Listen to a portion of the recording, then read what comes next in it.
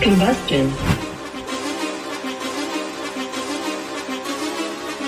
Whoa, whoa, whoa, whoa, whoa, whoa, whoa, whoa. Been running the game with my team making plays. Talking 80, my G's, wanting jewels in this place. Surrounded by dogs, keep the quarterback safe. I'm the one with the plans, they gon' do what I say. The game is not over, we don't celebrate. In the end zone, we don't got no time in the wait. H-time run down, we don't premeditate. We just go and get to it, we got them on skates. If the game go into overtime, kicking the overdrive, we gon' be first at the finish line. Play looking full, but I finish mine, can I get second? We gon' line up like it's dinner time. We put in work till we get us a ring. Super Bowl season, we running the scene. H-time the home of the realest that breathe. Keep your face down when you talk to the king.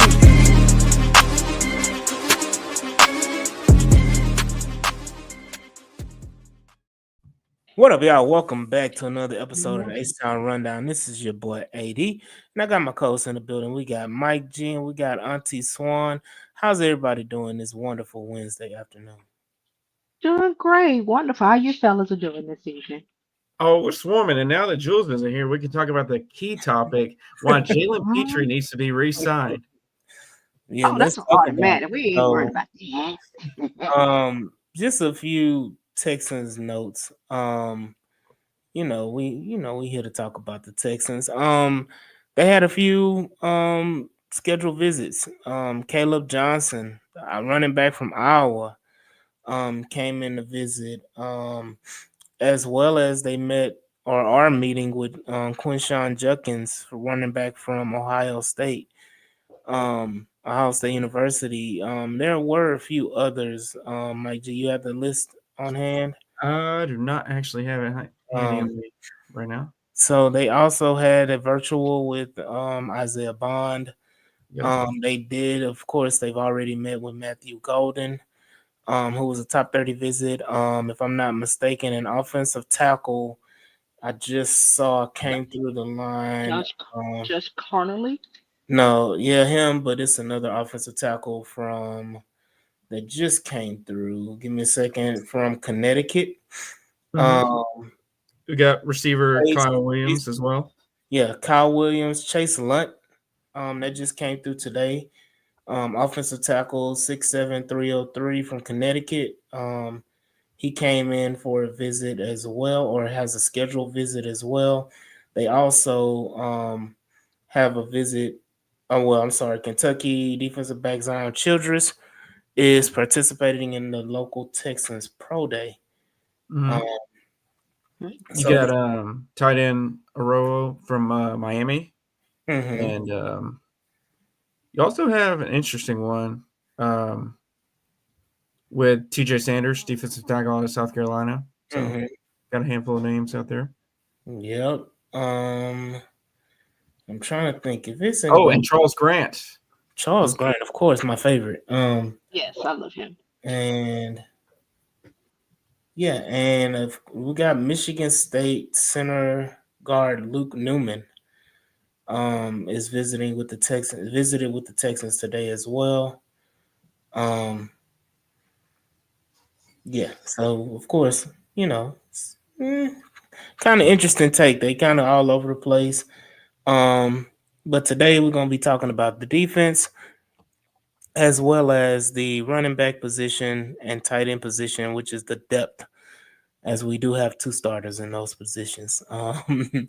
So we will talk about it. And, the big news, not big news, but a big talking point was, like Mike G said, the Jalen Petrie extension.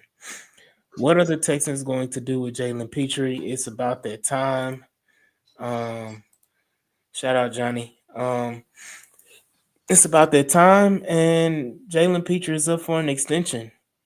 Do the Texans go and extend Jalen Petrie? Absolutely. Back? Absolutely. Wait. He's part of your core. Do they sit back and wait? And do they let him walk? Do they let him test the market and see what his market is? I mean, we're not the Cowboys or the Bengals, so. Again. The only reason why I say that is they didn't do it with Stingley. They didn't do it with Nico. I think. And Jalen Petrie ain't now one of them motherfuckers. Okay. Okay. Can I? He is. Oh, I'm sorry. He is an important part of the defense, whether some fans like to admit it or not. There was a difference between when he was not on the field um, towards the end of the season. I understand folks say, well, I can replace him. Why go and attempt to replace when you don't have that need and replace and fix what you do have a need at?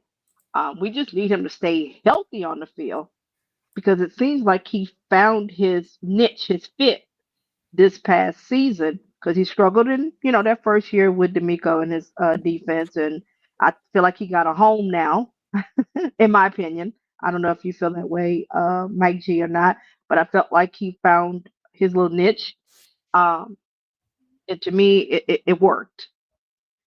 I know there was some numbers that were floated out there, and I don't want to um, borrow anybody's information and not give credit. So, Mike G, maybe you know who it was, but someone was throwing out there. It may have been Texas It Cap. was Texan. It was Texan Cap. He put out a I valuation want right, of a 3-year, $30 million contract for right. Jalen Petrie, and I'm gonna go with I'm the good with that. shout out Big B. I'm gonna say this: I'm not paying $10 million a year for a niche. I'm No, no, not no, no, no. I paying. didn't say no. I'm I didn't not say he. I paying. didn't know. I'm not paying $10 You million ain't for a paying it, specialty. but I'm you not ain't paying paying. it. I'm not paying. I don't see when I say his niche. I don't mean like he is a gadget guy like niche. I'm saying this. I feel like he found So his can he play role. anywhere? Can you play him more than one position? Yes. Yeah, Hold I up. can play. Hold on, I can play box. Hold Where? on. Trust me. Do I prefer to keep things Where? in front of him? Yes. Do I prefer to keep him closer to line of scrimmage? I'm Because fine. why? Why? No, no, that's just straight. But here's the thing that but here's the thing is Yes. everybody has their strengths and their weaknesses. It works. So I don't have a problem. Here's the thing: I drafted him. I've developed him. Why would I not extend him? I don't feel he's this major liability. So He's not Eric Murray out there. Okay, I'm sorry. This is the guy that Eric I. Murray was actually pretty good. Uh, And how much did Eric Murray get paid? I mean, it's Jacksonville that we're talking about. But So how much did he get paid? I just want was it to 16 million over 3 years? No, it was more than that. 22, whatever it was. No, it was more than that. He's their problem now. But I mean, he had one decent season for us, and the others, it felt like it was a hostage situation. We all know that. Eric Murray did really well, and I think a lot of people him. shit on Uh, him, and a lot of people give him a lot of flack. But Eric Murray played damn good for the Houston Texans, and he doesn't get a lot of credit. I know he gets like abused for not abused, but he gets talked about negatively for possession here, possession there. But overall, Eric Murray was one of the most reliable, healthy, okay. consistent players on our defense. Period. Okay. And you can't All take that right. away from me. I know you If can't. we're just talking about I know last year, you can't okay. get the, but Yeah. you can't get. But people can't. He has been hit How like many years has he been in the league? Because I know he's been with us about 4 or 5 years. Because Yeah, he he's was like O'Brien. 31, 32. Yeah. I'm he's been sorry. in the league since 2016. He's been in the Well, league, goddamn, I hope and 8 years. but what I'm saying is that the thing about it as well is that he, outside of Houston, he has been like he was jumping around. He was with Kansas City for 2 years, and he was with Cleveland, and he was at Houston, and he's been with Houston, and he steadily improved every year, being in a consistent system. Question: how do you guys feel about the division this season with the thought of winning? I mean, it's check Huh? box check. I don't even question it. Yeah. The Yeah. division. I don't even. We're beyond the talking about can we will we win a division. I think it's a foregone conclusion with the state of the other three teams in the division. But with Eric Murray, I I do think that he steadily improved his play, and he was a consistent defensive back. First of all, and I think people get it confused. Eric Murray was a reserve, and Right. people crucified him as a starter when that wasn't his role to begin with on the team. And people also had a sour taste in their mouth because of the contract he signed when Bill O'Brien got here. That Sure. he And signed with Bill well, O'Brien. we also had a problem when we re-signed him because folks wanted to move on. Here's my Because thing: and the reason why folks wanted to move on Swan is because they felt like he didn't deserve the first contract that he signed with Bill O'Brien. but Oh, we That also was okay. the did, And whole those that yeah, was the folks, whole point. right. But come back and extend him. Folks was ready to move on because let's face it, you could have gotten better because you either could have drafted or you could have actually signed. So there were opportunities to do that, but that's neither here or there. Like you say, that's the Jags' problem now. That's not ours. But back to our player, Petrie. I don't see a reason why you would not. I don't see anything that showed that D'Amico does not value him. So if they're willing to waste money on Jimmy Ward, and we know he can't stay on the field, and we know he's old. Why would I not think you wouldn't resign, or extend rather, Petrie? So this is the thing, and I think a lot of times us as fans, we put out what we as a franchise and a fan base would particularly want. Like Texans Cap put the valuation of him at 3 years, $30 million. We just saw the slot corner for the Buffalo Bills get a what was it a three was it 4 years, $76 million deal. So why wouldn't Jalen Petrie value himself in that range or even close to that range? And so, and again, Brandon said you don't have to pay Petrie yet. You don't again, I think it's What? just under the assumption of fans that, oh, if the valuation is 3 years, 30 million, if we offer him that, he's automatically going to take it. no, he might And not. he He and might that's not, but at the same time, how he smart wants would to it stay be for here. him, right? But at the end of the day, how smart would it be for Jalen Petrie to take this a contract of $30 million, $10 million a year, when he can go out in the market and get 16, 17, $18 million, even Okay, though he wants how much so do you want to be home that you're willing to take a $6 to $7 million pay cut per year, or you're willing to lose out if you over 3 years you're willing to lose out over 18 to $21 million. Like how feasible would it be? Because you gotta sometimes we gotta look at it from a player's perspective Sure. and not just a fans and organization perspective, because the organization is always going to come undercut. Yeah. And I'm just speaking in or they neutral could now insinuate it. Right. I'm saying because no, but I'm saying there are ways you can work the contract that it works in his favor.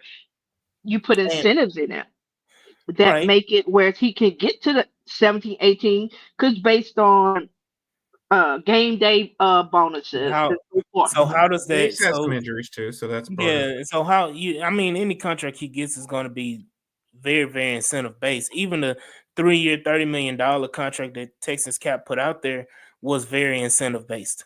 Okay. So again, Brandon said people get extended the week before free agency starts sometimes. Right. But And that can happen too. I mean, we look at Brevin Jordan got extended towards the end of the season. Jimmy Ward got extended the early middle of the season. Like Nick Casario is good for doing things like that. Um but and yeah, we can see that, but at the end of the day, it's from a player's perspective, from an organization perspective, how smart would it be for Petrie to miss out on that type of money when it's really his first payday as well?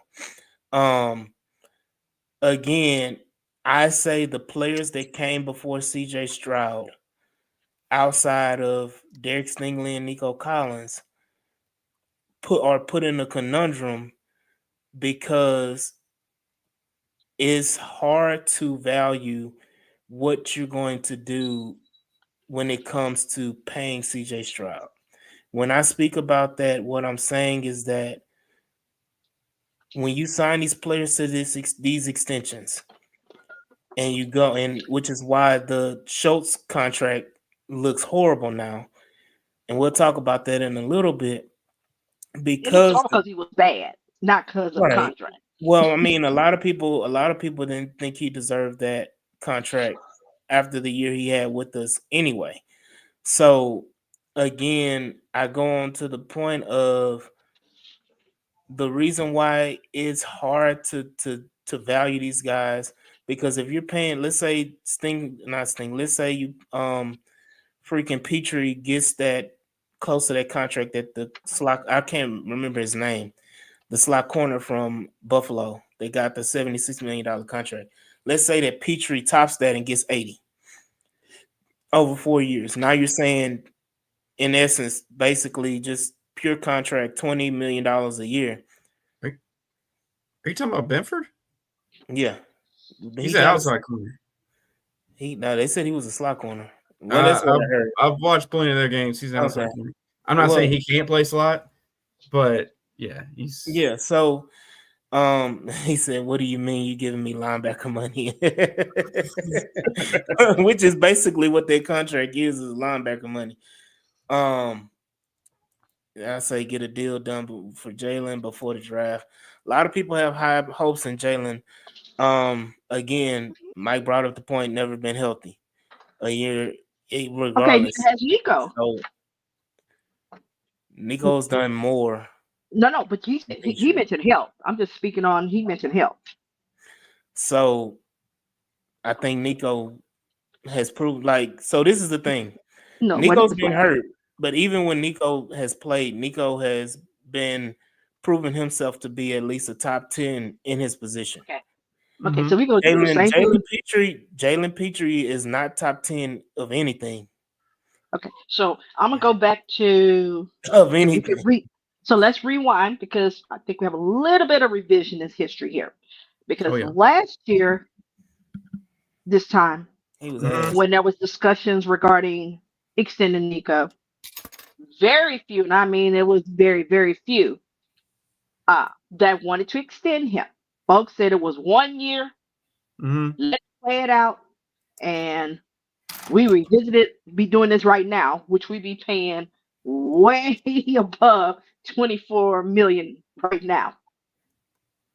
So same thing with Stingley. This was his first year where he did play the whole year. We paid him.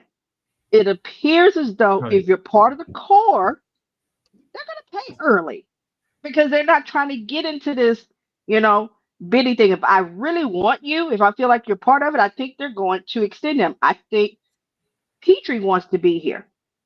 I think they'll find that middle ground. I think you're going to have folks that are going to be upset that say they paid him too much because I think it is going to be a little bit more than that. But like I said, it's put the incentives in there. Hell, do the Casario special. You know, 3 years, two guarantee you go back out there again and prove it to us. Or because Brevin Jordan was hurt, he did an additional year so he could, come back and prove himself. But I don't know. I don't have a problem extending him. I So don't.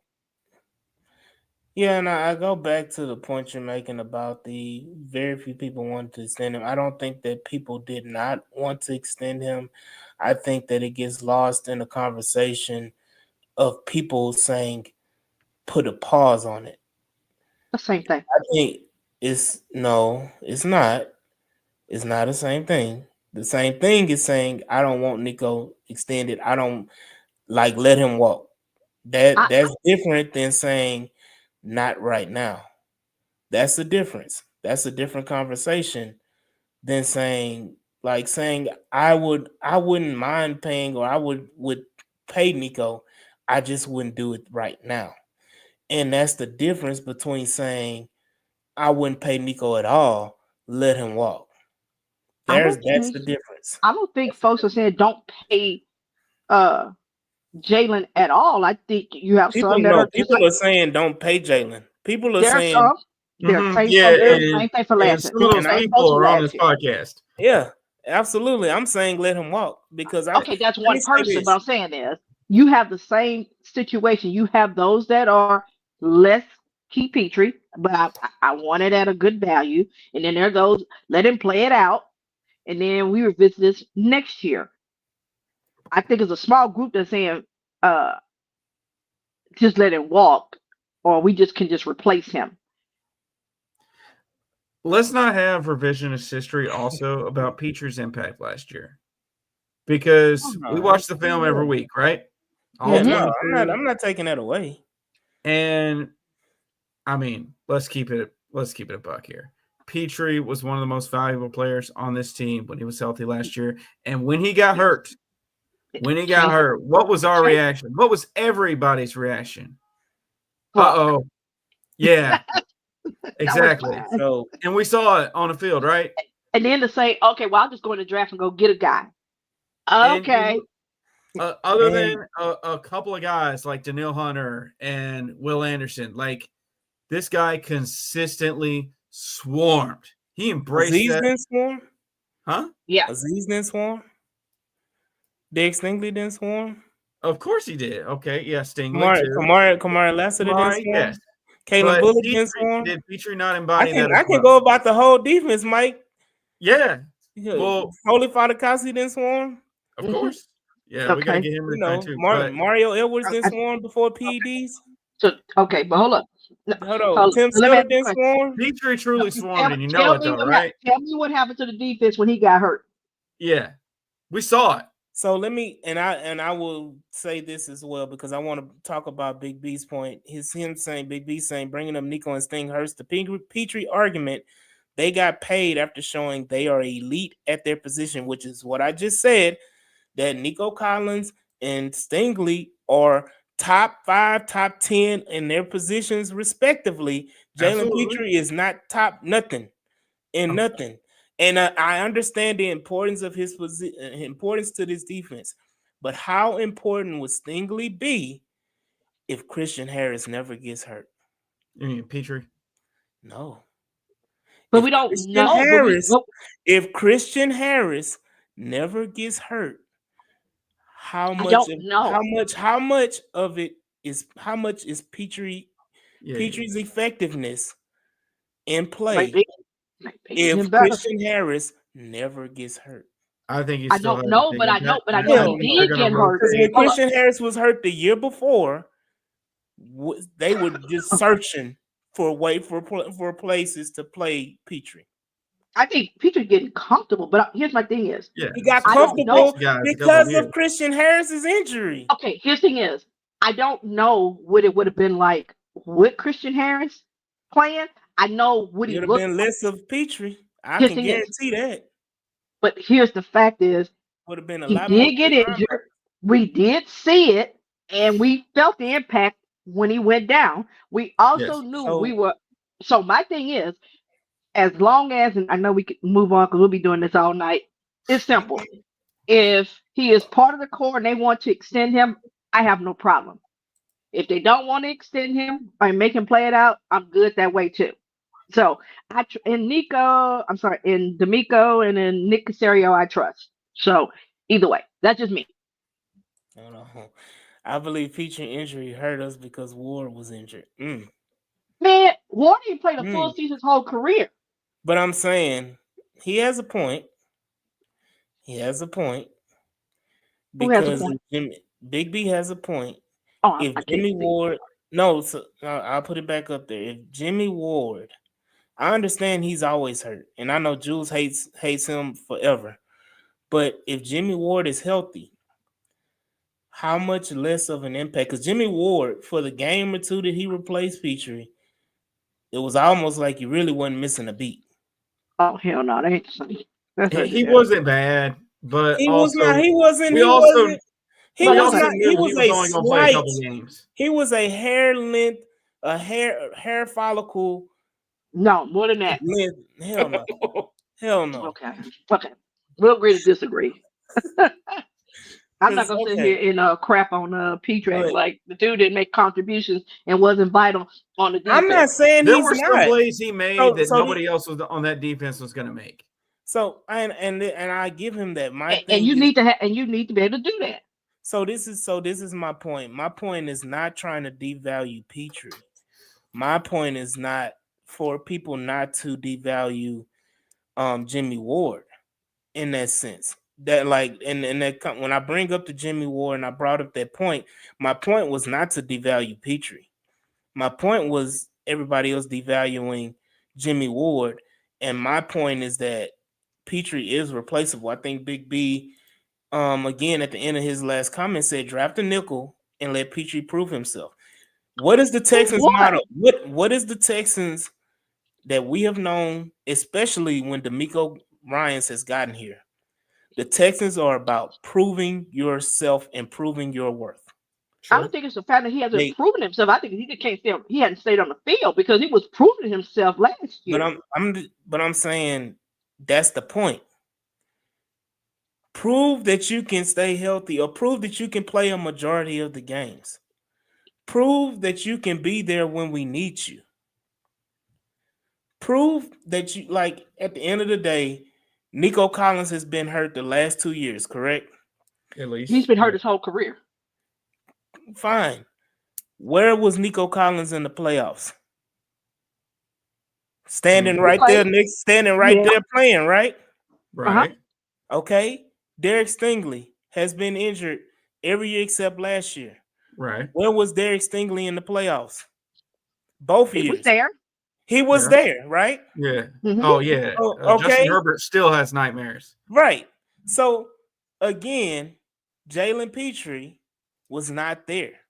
Now, if he was there, Now was hold on. Travis Kelce Nukas? No, If Christian Harris is there, no, that's not Well, it. so now you like Yes. the Bama linebackers. Can we not keep going back to here because the conversation hold on, is and I Petrie. agree. Prove he can be healthy and continue playing well. There's not going to be and again, I go back to the beginning of the conversation. Then we can move on to the defensive side of the football because we're already on that side. Is that again? We're speaking from a fan and organizational viewpoint rather than a player. Mhm. If I'm Jalen Petrie and the Texans come with that offer that Texans cap brought to the table, and I see what the market is and with the salary cap steady going up, I'm going to look at you and say, you know what? I'm going to hold off because I know I'm worth more than this. And then, so And you're I'm saying going, basically you're willing to move, you're willing to go somewhere else because he has to. yes, Okay, but he's trying to stay here. So you know you're gonna have to find a middle ground because you got two guys that are getting paid next year automatically. So so again, he wants to stay here, but again, it's his first payday. There's no way in hell if Jalen Petrie has a similar performance and plays a full season, if he has a similar performance to last year and plays a full season, there's no way in hell he's gonna sit up there and say, I'm gonna take $10 million a year. There's no, like, I don't, even if the Texans go up $2 or $3 million, Jalen Petrie will garner a contract. Somebody will pay Jalen Petrie 16, 17, $18 million a year. And I don't, with the market the way it's going, the price of defensive backs, all the positions outside of quarterback and everything is going up.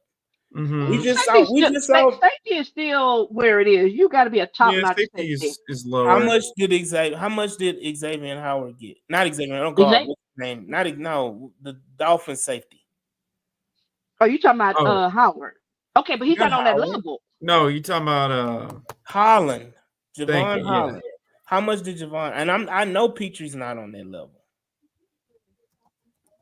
How much did Javon Holland get? I don't know. What I'm saying is 45.3 fit 3 years, so 15 million. Right. Hey, Vaughn. That's 15. So Petrie at 12 and a half. I Is think he that would definitely crazy? stay here. And then you got to think about, hey, there's no state tax here and whatever. My thing is, if and I'm just going by how he expressed his interest to stay here. He said this is his city, this is his home. He's trying to stay From here. Stafford. Yeah, So but so my thing is that if they want to pay him 12.5 million, I'm good with that. again, we are saying this from an organization and a fan base. Is that And I'm not telling But you now, what we do? Is that not what we do in here? okay, but if that's the offer and he I'm takes also it, are looking at, you upset? yes, I Why? think that's the whole thing, that you don't yes. want him, so I you're mean, you've already leaning. said the cap ain't real, and I'm you can saying make it work. I'm So, saying so this is the thing. And the point I was trying to make beforehand mhm. is that it sucks for the players that came before CJ and Will Anderson. Because now the Texans have to make a decision. Do we keep this guy? Like, are we willing to be tied to this guy, whoever we sign, whoever it is, for the next 3 years. 7? No, let me finish. For the next 7 6 7 years. And the Why reason the why six I seven? say that, and the reason I'm getting there, y'all gotta be patient. Y'all gotta be I, patient I, and follow the train. The reason why I say that is because guess what's going to happen when it's time to pay CJ and Will Anderson? You're going to have to open up and restructure all of these contracts and push these voids, extend them. Basically, you're going to be tied to these players like Derek Stingley. No problem being tied to Derek Stingley for 6 7 8 years. Have right. no problem with that. Nico Collins, no problem being tied with Nico Collins for 6 7 8 years. Are you willing? Are you really willing to be tied to Jalen Petrie for the next 6 7 years? Because I guarantee you, Derek Stingley's contract is getting restructured. Nico Collins' contract is getting restructured, as it already has this year. Then you're going to go down the list of whoever else you sign after that. All of these players going to get restructured? Because you're not talking about just paying CJ Stroud $60+ million. You're talking about also paying Will Anderson Jr. $40 million. So you're talking about over $100 million that you're going to have to pay for two players. And I understand the cap is not real, and it's not. And I agree with that point. But my point also is, like I just said, are you willing to tie yourself to these players for an extended period of time outside of, oh, I'm just signing him for 3 years? Because when you sign a Jalen Petrie to a 3-year contract, you're not signing him to a 3-year contract. You're Yes, you signing are. him to a 6-year contract No, or you're a not. 7-year No, you're Swan. not. When you But you're not. restructure the contract, Who said they're you're going to restructure? but I think you're missing my point when I say tied to a player. You're When I thinking say beyond 3 years. And his thing yes, is, this is no, but because your you thing, are. you're not. Because you think Casario, because no, Casario's Swan, made it you're perfectly looking clear. Swan, listen to me. You're looking at it him physically, him as a No, physical person. I'm looking at it I'm from a looking at contract. it money wise. Me If too. you restructure his contract, when you push that money down, that money becomes what? Dead cap money. Right. And I have to say two things. One, That is my point. no, I'll say this, but what you're missing is one, Casario doesn't look at anything beyond 3 years. So my thing is, whether you were to want to restructure, that would be based on if you think he's going to be here beyond 3 years. Because with the timing from between now and the next 3 years, you might have drafted his replacement. So it's a mute point. Teams do re-sign players It's not a for a mute short period of point. time and let them go. Swan, Number two, hold up. Swan, go ahead, because I'm about to counterpoint. The second part is the dead cap. Because doesn't really care. I'm going to say care, but he has no problem taking on dead cap. And part of that is that we traded Laramie Thompson. So you don't have that big old contract. You we don't even know what they're gonna have with what's his name next year, Titus Howard. Does he get extended next year, or do we let him walk? Then we He's let gonna be in Shaq it. Mason. We let Shaq Mason go, and on June 2nd, what is it? 9 million, 8 million, something like that. gets added back into the cap, hey, there you go. That's part of your money for what's his name. There's ways to manipulate and play with it. I'm not looking at Petrie beyond 3 years. Now, Oh, if you define him in the next 2 years, if he has shown that he is still part of that core, and when you go to restructure to create cap or whatever the case may be, and you do it, great, wonderful. But guess what? Let's say, for instance, it turns out, you know what? I'm ready to move on. Guess what? I think you missed my point again. The point. So I understand your point about sticking to a player for 3 years. My point is that if you extend him, you're going to have to restructure. Why? You're That's what going you're. to have This is what to. you're not helping me understand. Where's the rule that says if I Where, extend this so player, where so I'm talking about where's this player, again? this Where's player. the Swan? Anybody making double digit in the contract, millions of dollars per year, their contract needs to be restructured because you're not just Not paying something everybody. Stroud. Swan, who else are you paying on the team other than Jay? If you extend Jalen Petrie, who else are you paying? Who else are you paying on this team? Okay, I'm talking about pay. Where's the money? Like I think you're missing my point. Where is the money going to come from? Whoever is on the team, 'cause there'll be other players on the contract that you could restructure. Why Who? does he have to be? Swan, who on this team? Again, look at the roster. Look at even if you bring in a guy, who are you going to restructure? Okay, there's Aziz that's on this team. There is Swan, actually a we Hunter. just No, hold restructured on, wait, these. hold on. We, huh? You can restructure him. Autry's going to retire. No, I didn't say Archer. I said Hunter. We I just mean, restructured Hunter. and you can again. Swan, you still missing my point. You looking? None of these players are worth $100 million. You're going to have to restructure damn near your whole team. I Like disagree with literally. that. Have you looked at the salary cap for the next few years? Nobody Because I'm knows what looking the on here. salary. Nobody knows what the salary cap is going to No, be the no, I'm next saying year. is right now. No, you can look and see what it is, and you can see how That's many based folks that on are free. this year. No, if you looking in the You know, with future. the tariffs and everything, the salary cap may dip. You know, I'm just playing. I'm just Okay. Anyway, hold on. What core? Our core is CJ, Will Anderson Jr., Sting, and Nico. These other guys can be replaced via draft or free agency unless they take a team-friendly deal, which isn't advisable by the PA and agents. okay. Players I mean, I'll be Association. honest with you. Technically, except for CJ, everybody can be replaced. Yeah, I'm sorry. We ain't We replacing and him. we no. What I'm saying is We we've ain't been through replacing this him. as an organization. You can replace a quarterback. You can replace the DN. The only thing that is hard for in the NFL is to find the franchise quarterback. That is the only position that is most difficult to replace. Brandon But saying everybody else now are because somebody say, well, what? I'm sorry. Let me say, yikes! Only $52 million in the cap next year. Right, 27. No, considering we're talking about a 3-year contract. So when his kicks in,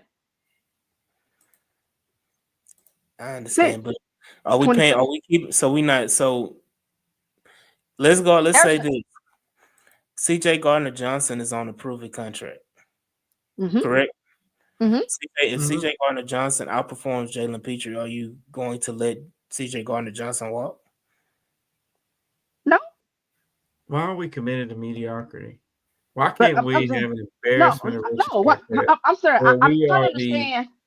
I'm sorry. I'm trying to understand why I can't do like Philly does. I mean, because they have no problem Well, keeping multiple players and paying them, and they paying the quarterback, running back, and all that. absolutely. So it can be done.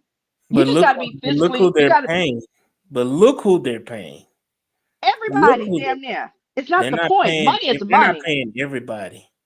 No, what I'm saying is they're paying more than what we're paying So my thing is, Jalen Petrie should not prevent you from still being able to build your team and stay top in your division and compete for championship. I don't see how that one contract is going to derail us. And to me, you got a 3-year period to do that. And when he gets to year 2 of that contract, you sit back and you assess, have you seen what you think you need to see from him? Do I need to extend him with a year left? Or do I let him play it out? Or do I trade him? I don't know. But initially, for me, my thinking is you extend him, give him the 3 years. He would be cheaper now than if you quote unquote let me prove it again or let him prove it in your case that he deserves it. And then next year we're looking at damn, now we're competing with So everybody else. Whereas we could get him knowing he wanted to stay here, work it out, make it work, and it is what it is. since we talking about Philly, and we really got to move on because we've been on Mhm. this topic way too long. Could we have a archetype of Philadelphia where we do what Philly did? Philly let C.J. Gardner Johnson go. They let him After how go. many years? They let him go after his rookie contract. Yeah, and then they brought No, him no, no. back. And they brought him back because no, hold up. Yes, No, he did. listen to you. Gotta listen to what I'm saying. They Uh-huh. didn't Let's want be to let like him go. Philly. Let's be No, like Philly. no, no. But Let here's the him difference go. was no, Then hold bring up. The him back. reason why, because I remember it. I'll be in spaces with folks, but anyway, uh, they wanted to bring him back. They didn't let him walk to walk. He thought he could get a little bit more money, and he took a little bit up there to Detroit, and then you realize, you know what? It ain't as great as I thought it was. So And they had a CJ, nice reunion. The right. problem is, but I'm saying is, So again, CJ. So what you're saying is that C.J. Gardner Johnson went and got paid, right? Because Philly wasn't going no, to pay him what he got one paid year. in No, Detroit. no.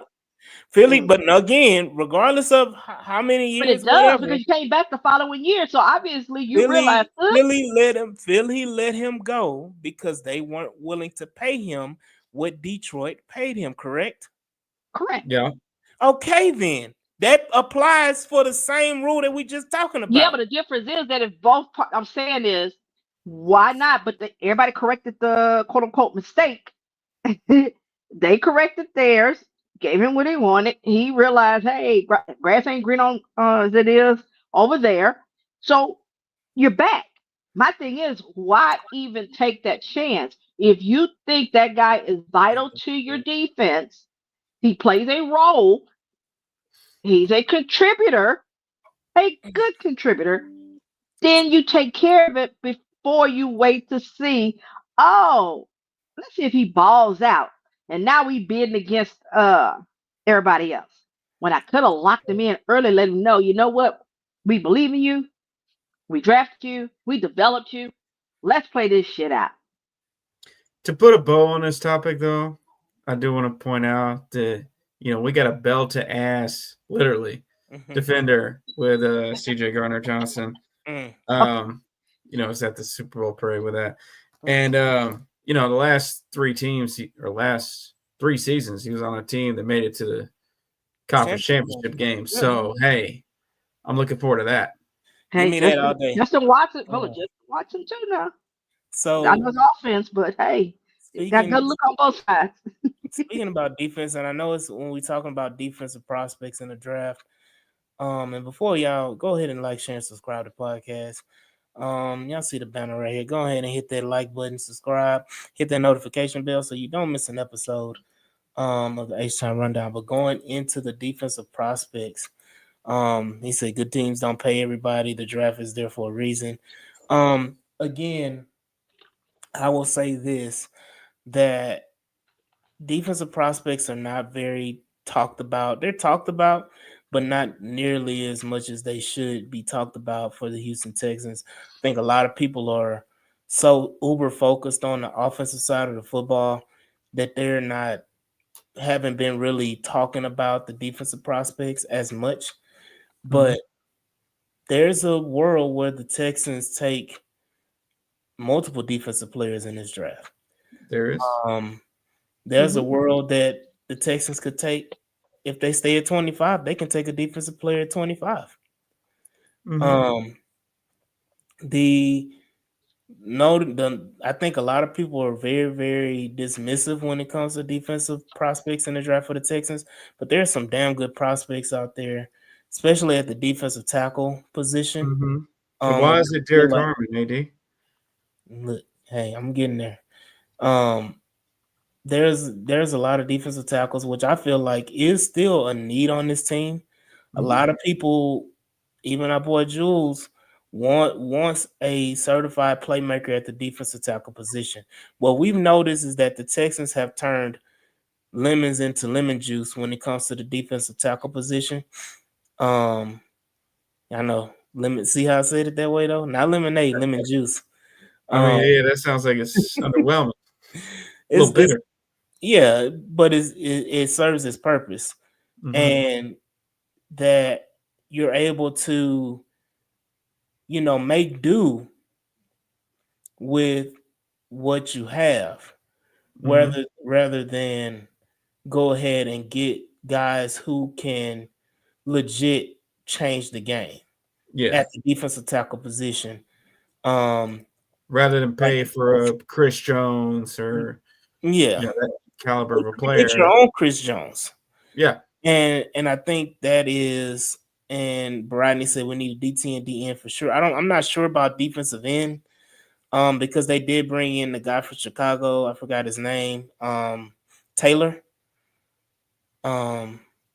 As well. Was Mike, you broke up a little bit. no. What happened?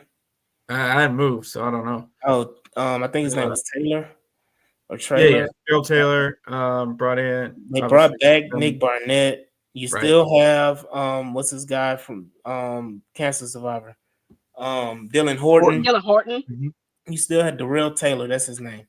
You still have all of these things, D ends. I'm not too keen on defensive end. Defensive tackle for sure. Mhm. Brandon said they've interviewed defensive tackle, defensive end, and cornerbacks. Corner is another. Yeah. Corner is another that you can look at and say, let me draft. Do I draft a Maxwell Harrison in the second round? If he falls to 58 and they take Maxwell Harrison, are you upset about that I'm pick? confused. I am too. Depends on who So, you take at one. I mean, at so if 25. I take Maxwell Harrison, guess what that opens up the door for? Me to move Kamari Lassiter. Why? Why do I need to move Kamari? Why? I He's versatile, right? He can play. He right, can I'm He play. saying, is, listen, man. You can ball out on the if I'm outside not, too. no, I'm He saying can is I play. can. I think No, it's the way Kamari you Lassiter said can it. succeed wherever he is. He's a Right, dog. He can succeed in the slot. He can Mhm. succeed outside. Hell, Mhm. you can play him anywhere. He's going to make I a play. He's no, that type Put of. him at D tackle. Let's I agree see. with you. That's the way you said it. Oh, we Listen, can move him. I'm like, I mean, yeah. that's a Because plus. if you draft a Maxwell Harrison and Maxwell Harrison proves that he is damn good outside, then why not say, okay, To me, we can move Kamari. But the point I'm trying to make is that you can see outside of safety, I would say you can see the Texans even linebacker make a draft pick at linebacker. not Um no first, not in the no, first Yeah, at no, round. some no, point in the no, draft. no. Yeah. I'm saying in totality. I'm not Yeah. saying specifically for the first, second round. I Right. specifically said defensive tackle or say defensive tackle or corner, and I wouldn't be surprised. We were just I sitting here would. last year watching this draft live and was like, what the hell are they doing drafting Kamari Lassiter at 42? No, no, no, it wasn't. Because No, you do. going into the draft, Nick Casario has done what he's always done and what he did this year. He No, okay. creates it where you're not needing a certain position. Right. So Not, you're able to no, you draft. did. No, everyone knew they were taking a corner in the second round. It was what corner? Folks thought it was going to be Kool We Aid. knew it was a definite possibility. We Right. did not expect We didn't know for sure. Folks felt no. We had two picks in the second round last year, And most folks felt comfortable one of those two in the second round was going to be a corner because that was a definite need after only signing Akuda We and sure. Henderson. Yes. We sure. Yes. No. Folks felt comfortable. Yes, it was. Because folks said, guess what? If I Kool-Aid don't. is there, okay. I don't Fine. think. I don't think it's a. I don't necessarily think that they drafted for need. I honestly think they drafted the best player available. They drafted Well, need. the savvy teams do both, where it's like, Right. hey, this is, the Chiefs aren't going to take Shador Sanders if he's there at 32. You're They're going to taking your take need the amongst, best player. yeah, amongst your board and what you But the have Chiefs as a are the need. type of team. But the Chiefs are the type of team that would take Shadur Sanders at 31. Mike, come on. No, they wouldn't. They- No, they wouldn't. They yes, have too the many. hell they would. No, they yes, would the hell not. they would. No, That's they the would The not. point Not next being, year. you No, match they it wouldn't. up point where is. it's a Because of their whether O it's a line pressing need issues. or a need that could happen in the You next got couple to of years just- in the draft board. yeah. So, That but the they point would not take I'm no trying to make. at 32.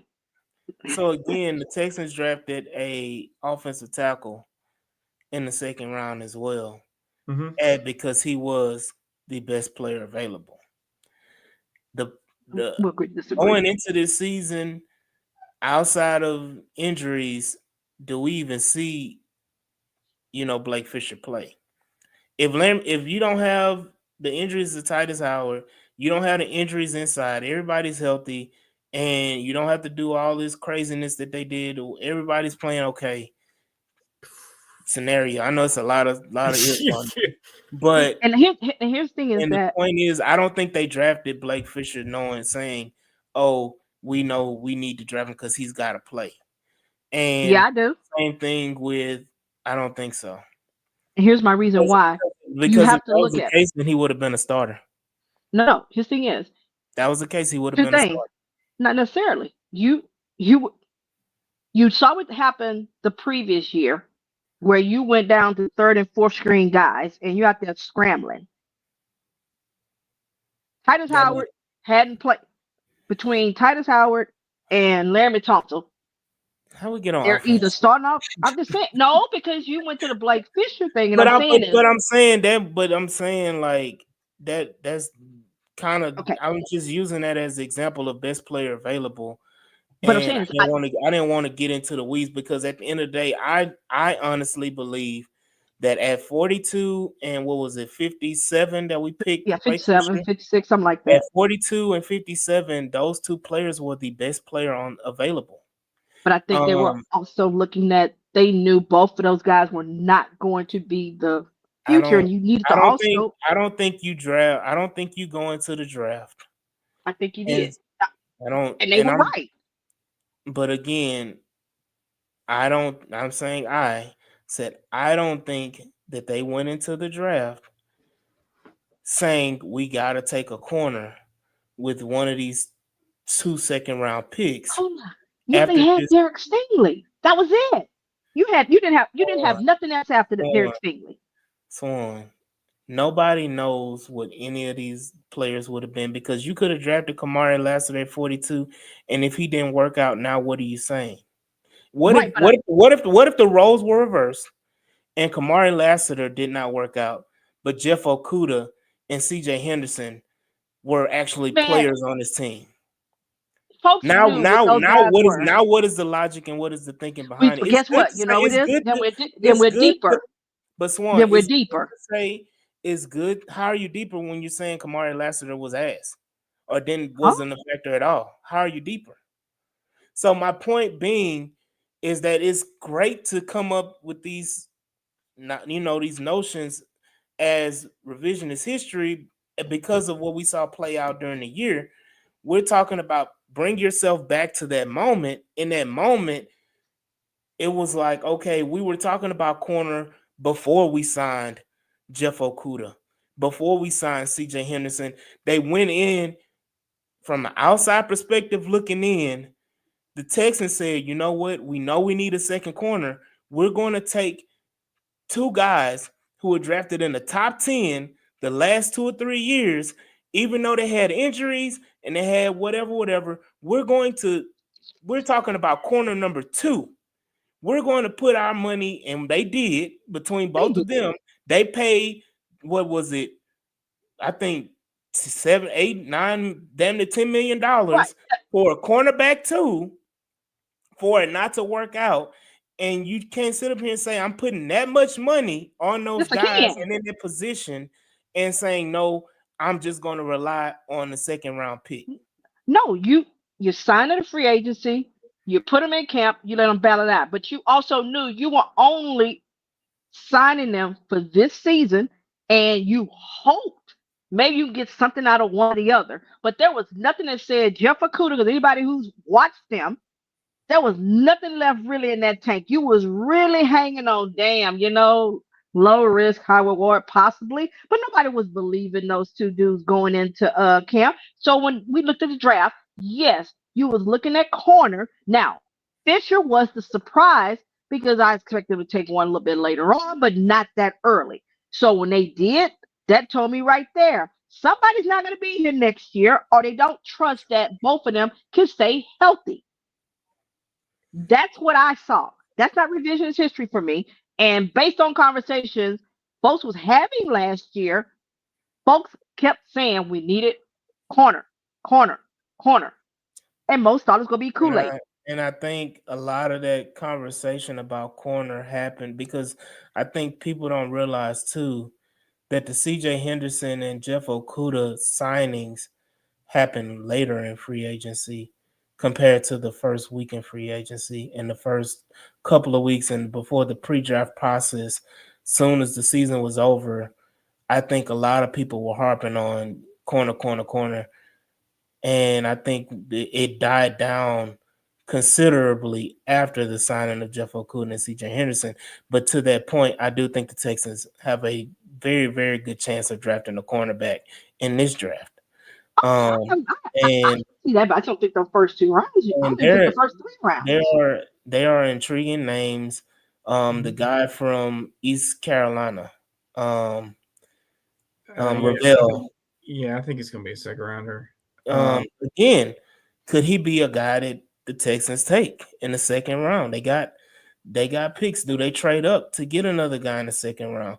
Again, Maxwell Harrison, you got Trey Amos from Ole Miss. These are guys that are in this second, third round range that could potentially, the Texans could take them. We're saying no now, and it's not a definite because if they do take them, now what are we saying? So we can't sit up here. I'm just saying. I know. And that's the whole point, is that we have to leave the door open and we have to talk about these things. We can't just sit up here and say no. We have to sit up here and I'm saying this. Can it happen? Yes. You're asking, do I think they will? No. That's what I'm saying. It's not that they will or won't. I'm saying based on what I've seen from them, I don't think they will, based on needs. But again, I made the point, I've said it again. I agree, Rodney. He said Revel is going earlier than folks think. I think he is as well. I say this again. The Texans have not drafted, outside of CJ Stroud, the Texans have not drafted out of need. And I will stand 10 toes on this. The Texans have not drafted out of need. The Texans have drafted best player available outside. They drafted Kenyon Green. That was a need. And I brought up to that point, Swan. You're talking about the players that they passed up. They traded back. No, but they traded back because they still thought they traded the players that hold on. The players that everybody is saying that the Texans missed out on, the reason why it was need, and they missed out on, the players that they're talking about were taken before Kenyon Green was taken. Right, and that's how you know they drafted based on need. They traded back. But Swan, they traded back before any of those players were taken. That's what I'm saying is you're missing the point, Swan. No, they traded. Point. No, if they were taking best player, if they were taking best player available, right, then you would have drafted Kyle Hamilton. But Swan, you didn't. But Swan, how can you draft Kyle Hamilton if you never knew if he was going to be there or not? He was there at 13. Swan, they made the trade before that. But they still were in that position. But you're missing the point. How can they know? Because they Swan, had how can they because know? we needed How we do needed a they guard. know? How do They they know when they made the trade? How do they know that he's definitely going to be there, not going to be there, or not going to be there? How do they they knew know trading that? back. He knew trading back to 15, Kenyon was going to be there based on how that board. I mean, how the draft was going at that He point. knew that a player was going to be there. He didn't know who was going to be there. He Because knew. He knew. what if the Eagles say instead of taking Jordan Davis, we're gonna take freaking goddamn Kenyon Green? Well, I mean, they got him Because that's not now. they didn't need to. Their own line was set at that point. But again, here you go with the need part. Every team doesn't draft for need. They draft the I know. best player I'm available. not talking about And that. I'm saying this. like Mike was saying, because this is where we're having the argument and why we keep going back and forth and we're not able to really talk about the players, is because I think your stance is need, and I'm on the stance of that they've been drafting best player available. No, no. I And say every time. Mike has said it, and he's 100,000% correct that teams that are very, very savvy in the draft, when they draft these players, they are drafting the best player available, and it's also so happens that it fits in the needs prospect of their construction as well.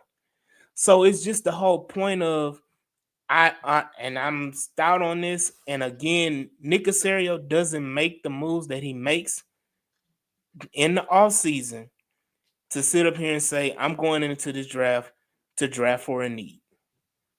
I'm not, I think if you would ask Nick Casario this question, and I think he's been asked that before, do you draft for need or do you draft best player available?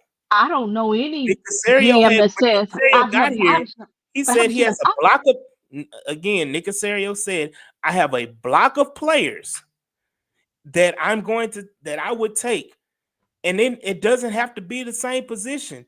It's a block of play. This is what Nick Casario has said of his logic of thinking. like I haven't heard him Which is why speak. I'm saying that. Which is what I'm saying is that Nick Casario and his block of players, when you want to bring up Kenyon Green, he could have had Kenyon Green, he could have had Kyle Hamilton, he could have had 3 or 4 other players in that block of players, and it just so happened that Kenyon Green was still available after that he made the trade.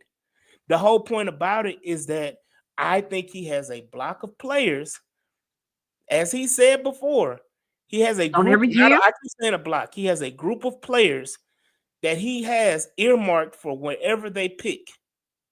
And if that's all whoever is GMs. available or whoever is the highest on their Or group, they take. And hmm if that's the case, you're taking the best player available. That is my point. Not necessarily, if it happens to fit with need, that is a perfect marriage. That is a blessing in disguise. That is why the Texans have drafted pretty well over the last few years. That's why these picks work out, because you're drafting best player available, but it also fits in with the needs. And I hold on. didn't say that's different. And Nick said they choose between 4 players that they think.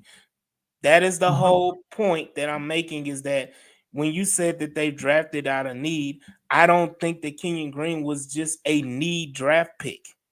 Because when you traded back, you didn't know if Kenyon Green was going to be But there you or had, not. but he was on your list of players of because what's his name? What's his name? Zion Okay, so Johnson are was we there. saying He was in that. okay, He was in that group before. he was in a group of Thank you. 4. Okay, So that's what I'm saying. again, but that doesn't mean that it was a need.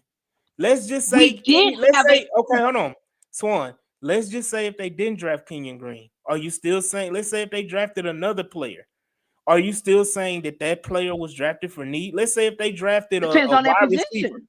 Let's see if they Depends on the drafted position. whatever. Let's say it was a player that they didn't. This is a position that they didn't need, but it was he was in the group, and he was in their group of players, and they drafted him. are you still saying there's a need? So I think we've I gotten understand the question. I think the difference is that if you have an automatic need that everybody sees and knows, and that is where you go and you draft that player, you are feeling the need. Now, just so happens, the players they're available to you, but if that role, unless it's, I feel like this. Let's see, where are we strong at secondary at the moment? Let's say safety. Right now, I think we're strong at safety. Would you agree? yeah, and if a safety is in Nick Casario's group of No, four no, no. I'm asking, and is they that a take strong them, position? I'm But just yes, it's saying. a position of strength, yeah, DB overall. Okay. For sure. we just said it. Unless it's the Stark kid, or I can never pronounce the young man's name, but his first name is Eric from South Carolina.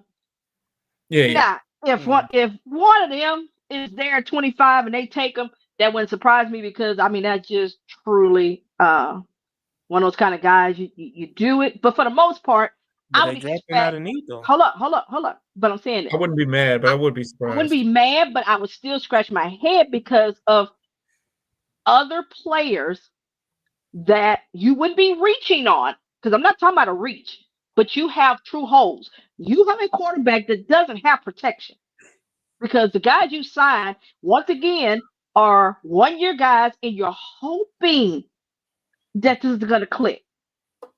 And then if So it does, you got to still want to extending them. So to me, that's a need. And there so are so talented guys that are in that range you can pick. Wide receiver is a need right now, because the true only automatic is Nico. He's the only one that's under contract more than a year. So I would think, based on talent and based on your board, how you're ranking folks, there are guys, let's say four, that is in that range of your O line, wide receiver, and I think we defensive need tackle, defensive tackle. linebacker. So to me, those three, no, those are well. To me, I think you're fine with your linebackers. Uh, your DT, I think you need to add another. I mean, because let's face it, you haven't re-signed Fadakowski. So So right now, all you got is one that from last year. I'm gonna say this because I think that it gets lost, and the reason why I say that, the way Nick Casario operates has to be looked at differently. I look at it like this: if the Texans were to go out and play a playoff game or a game in general, they have a high chance to win that game, or they have a high chance for that game to be super competitive for them to win that game. If they, as the roster is currently constructed, you currently right now, you can sit up here and say, put out there. I know I can put out a starting five offensive line. I can put out there a starting five. I mean, I can put out there two or three starters at wide receiver.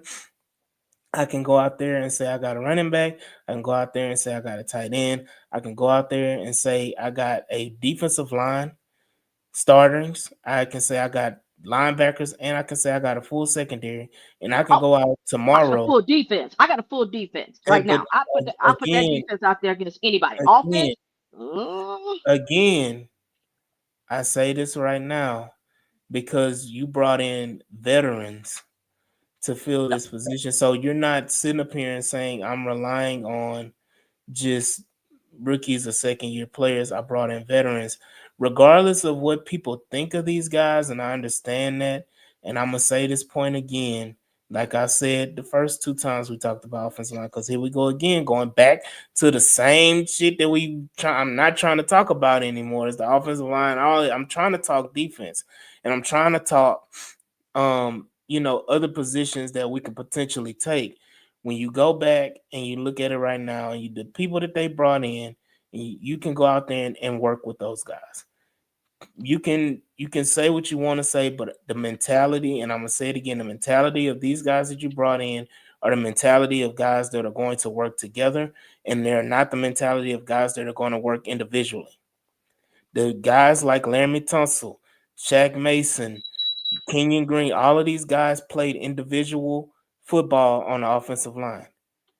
If you get guys with the mentality of we're going to work together and we're going to work as a unit, as one, I don't care if they're lesser talented, they're going to be decent. I'm not saying that having these guys on your offensive line means that it's the end all be all, but going into the draft, if you were to play a game tomorrow or this Sunday with that offensive line, I can almost guarantee you the shit would not if it was, it would look either the same or a little bit better than what the hell you saw last year. And we I would won hope so. I ain't no hope. I know, because it was terrible last year. No, I'm saying his thing It is, was terrible last year. And I I would understand that. say, and I'm saying this, that because it was so bad, I honestly believe that you are not going to get worse than what you had last year. And because of that, we won 11, what was it, 11 games last year? We won 10, 11. We won 10. 11. Then how many did we win, Swan? 10 regular season games and one playoff game. So We if you're won trying to 11. say How that, many how many games did we win total, Swan? okay, never mind. Yeah, Continue. we won, and that's my point, is that we won 11 games last year with a putrid offensive line. So you can't sit up here and tell me that if we go out there with Christian Kirk, Nico Collins, Joe Mixon, CJ Stroud on offense, and the defense pretty much everybody back, plus CJ Gardner Johnson Jr., you can't sit up here and tell me that we don't have a high potential to win a game or a playoff game. So, I, I feel like we can win a play. I mean, that first game, I'm and always confident we can win. right, and that goes to my overall point about what Nick Casario does pre-draft. He does this so that you don't. So if you can go out there and say I can win a game or even win a playoff game with the roster currently constructed, why do I need to go into the draft saying draft for need? Because my head coach says that's just not good enough. Yes, do I think you currently right now as this team is constructed, I, defense wise, I have no doubts about because that side of the ball is stable and they high perform. It is the offensive side. I don't know, based on how it's constructed, if that is enough to beat the Ravens or the Chiefs in a divisional round game right now because I haven't seen with that O line. I would like to believe I'm going to get better play than what I got last year. I feel a little bit more confident with a different scheme and better coaching and everything. And like you said, having everybody working together, it should be better. But I don't know for sure because that has been 2 years in a row where we have fallen short at on the offensive side, whether that is due to injuries or performance, that is what has hurt us. So you But do need again, to improve because there's only one guy. but Well, again, I will say this to your point of we don't know. You don't know about the draft either. Because if you can say I'm going to improve by drafting this player and it doesn't happen. You brought up Kenyon Green. We said draft no, not you a said lot. you was giving. I only brought up Kenya because you say it's only one player that he Yes, drafted out of need. And right, I was just saying I that agree. was more than one, but that's just my Right, I'm going back. I'm circling to the point about Kenyon Green, is that Kenyon Green was considered an upgrade because what the hell did we have before Kenyon Green? That year before Kenyon Green was it was the worst, probably the worst offensive line play we've ever seen. We thought this year was bad. That year was ass cheeks premium. right. I And Here's the got a thing. so, workout invite. Here's the thing. You so went hold from on. You went. Hold on. You went from So runny to dry. That's it. I mean, so but but again, you stop the flood. So again, the whole point is when you draft Kenyon Green, the overall sentiment is that he's going to upgrade right. and be better. Kenyon Green was not that. So again, if you go in and say, I'm going to draft whoever and they're going to be an upgrade because you don't know. That's my point, is that the same way you don't know what you have right now, you don't know what you're going to get from whoever you draft. It You doesn't don't know. matter. I mean, you don't We know. didn't know. We Okay, that's didn't know. anybody. We hoped that CJ Stroud and Will Anderson were going to be game changers and franchise movers. We absolutely know that? I mean, No. nobody knows 100% no matter what you do when you Anything. draft. So But it based so that goes but to the based on point their of, traits and what they've done in but school, you again, can't. but again, you can have a lot of traits.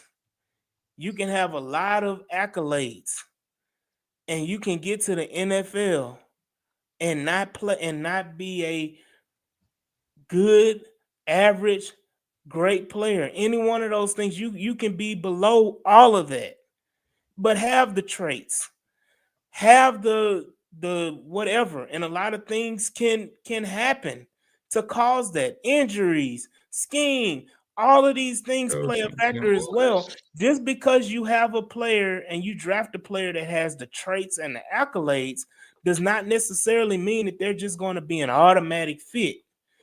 And you hope that they fit, but Of sometimes they course. just don't, and it doesn't work out. So my thing is that nobody, the same logic you're using about I don't know what I have, you don't know what you're going to get as well. So that's my whole point of all of it, is that I understand what you're saying, but I'm saying you got to take a step back a little bit and just do an overall of everything. Again, defensively, I think guys like Derek Harmon, I was going to bring him up. Walter Nolan, who may slide to the second round.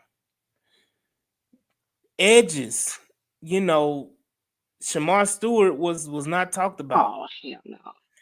I'm not, and listen to me, I'm not saying the Texans drafted him. I'm using him as an No, I'm example. saying is why would you look at an edge in the first or the second round? I'm not talking about the Texans. I'm talking about in general. I'm talking about, when I was talking about players that slide, I was using Jamar Stewart as a player that rolls. No, Walter Nolan is a player that's potentially sliding to the second round. When the pre-draft process first started, he was talked about as either a top 10, top 15 pick. Now there's Hmm. talk that he may slide to the second round. And then I Yes. was using the reverse logic of, and I wasn't necessarily speaking about the Texans. I was speaking in general when it comes to defensive players. You have a guy like Shamar Stewart. Before the pre-draft process started, nobody was talking about. He goes to the Senior Bowl, acts a fool. Now he's literally a lock, almost a lock for the first round. And some people had him in as high as a top 10 pick. So it's just the point of defensive players, it may vary, but you also, as the Texans organization, you have to keep your eyes open, and you can't just negate it that we don't take a defensive player. People have been clamoring for a defensive tackle for the Houston Texans for the last 4 years. They've wanted the Houston Texans to take a defensive tackle in the first or second round for the last 4 years, and they have not done so. Now you have an opportunity to take one in the first or second round, and people are like, "Hell no, don't. I don't want to take a defensive tackle that early." And this, and that, and it's just ironic to me that something that the fan base and and people, would say that the organization should do or have been clamoring for. Now it's the opposite that Well, we one, get. I'm fine with defensive tackle, uh, first round if one of those kind of guys fall, minus uh the Stewart kid. Other than that, I'm fine Well, with it. he's But I not. think He's the not. reason, He's not a no, defensive tackle. So I'm not even no, talking no, about him. no. I'm giving an example. I'm saying this. I'm fine if they went defensive tackle in with the 25th. Would I have a preference that they go O line or wide receiver? Mhm. Yes, but I'm okay. Those three positions, and I've played around with it in my mocks of doing. any one of those three, I spend more time actually trading back and getting an Hmm. extra pick here in the I'll third tell or the you fourth. about that next But episode too about yeah, trading back. right. But just And to say that I've put that out there, not that automatically we're going to stay at 25. Right now, everybody has their picks, which is the first time I think they said in several years, I think about 7, 8 years, that every team has all of their first round pick. So somebody's Mhm. going to trade back. I wouldn't be surprised if we do. But I think the reason why we have fans that don't want them to do it now is because we have a need, and regardless of how you see it, we do have need at wide receiver and at O line. So in their mind, not just one position group that is a need. You have two that are needs. So they would So, prefer if you fix the need because we trust D'Amico. It's like, okay, whoever you give so him, he's gonna make it shake. So right. he seems to So make that work. this is the thing also is that you saying there's needs, and we just talked about them the last 3 weeks about offensive line and wide receiver. There are players that are going to be available that are going to be, I wouldn't say, I don't think there's legit superstars at the wide receiver position. Their starters are day And, one starters. but that was the point I was trying to make. So I don't think there's superstars at this position. I remember us picking 7, 8 years ago around the same range when Andre Johnson was nearing the end of his career, and we took a guy and he ended up being a superstar in DeAndre Hopkins. I don't think you have that type of talent at the wide receiver position this year. I think it's muddied. Whereas you're saying you can get starters, I think their starters can be had at the wide receiver position later on in this draft. And when I say starters, we're talking about wide receiver 3 for this team. And see, I'm not And looking I'm looking at wide receiver too. well, that's the thing, Swan. I don't think anybody you draft is going to be better than what Christian Kirk is right now, currently. Oh, I don't think anybody that you draft, there's nobody in this draft at the but wide. not. And we keep going back to this, and I keep letting you drag me into this shit, and I'm not gonna do it. Christian Kirk is wide receiver 2. Again, I can see them taking corner. I wouldn't, you know what? A wild card, and I shout out to Tony because he's been talking about this guy for a while. Jahad Campbell Mm-hmm. from Bama. Alabama. If he falls, I can see Nick Casario doing one of them spread leg poses at the draft table, picking up their phone and calling Jahad Campbell from Alabama. Man, That would look. It's not out of the realm of possibility, but there are a lot of defensive prospects, and we do need to I think we'll do that more. We'll mhm. go into more depth because we kind of got stuck on Jalen Petrie for 40 minutes. But I think there is more to talk about prospects that could fall defensively, as well as prospects that will be available later on in the draft that defensive wise could possibly be picked. Another Shamar that was talked about on Twitter between Aaron Wilson and other prospects was the Shamar Turner, the defensive tackle from A&M, and surprise, surprise, I'm okay with the Texans not taking Shamar Turner. I would prefer that they don't take Shamar Turner. Um, and there's a lot of reasons for that, but he's a guy that the Texans have been looking at. That they visited him, I think at the Senior Bowl. They also met with him at the Combine, and they had a visit with him as well. So it's a lot of smoke behind that, and there's certain players like that as well. But again, what about the late round corners? What about the mid to late round corners? What about the mid to late round linebackers that are possibly available? And I do want us as a podcast to really take a step back and look in depth at those guys as well. But again, I wanted to talk about tight ends. I wanted to talk about running backs, but we may have to pause and take that again because Quinshawn Judkins, Caleb Johnson, um, Tootin Yeah. from Virginia Tech. There's the running just as much as again, we're not looking for a bona fide starter.